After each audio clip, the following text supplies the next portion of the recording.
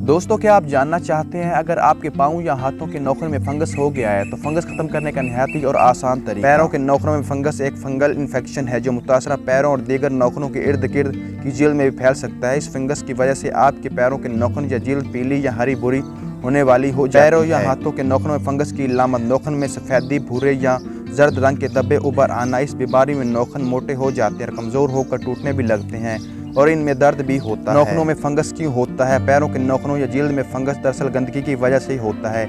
अक्सर लोग जो अपने पैरों की सफाई का खास ख्याल नहीं रखते।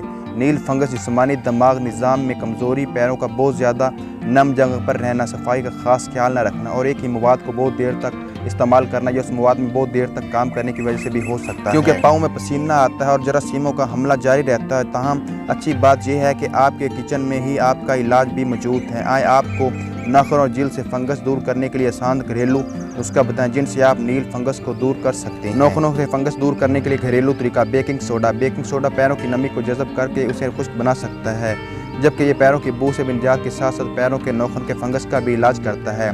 इसके लिए बेकिंग सोडा पानी में मिलाकर पेस्ट बनाएं और उसे मुतासर नौखन पर लगा दें। इस पेस्ट को 10 मिनट तक लगा रहने दें और फिर धो लें। कुछ ही रोज़ ऐसा करने से कुछ ही दिनों में नौखन में से फंगस दूर हो जाएगा। सफ़ेद सिरके से नौखनों का इलाज। सिरका और पानी की यकस मिकदार को मिक्स करें और मुतासर नौखन या पाँव को रोज़ाना आधे घंटे तक इस पानी में डुबो कर रखें। इस अमल के बाद पैरों को खुश्क करें, जल्द ही फंगस खत्म हो जाएगा। लहसुन से हाथों और पाँव के नौखन के फंगस का इलाज। लहसुन में एंटी बैक्टीरिया और एंटी फंगल खुसूसियात मौजूद होती हैं।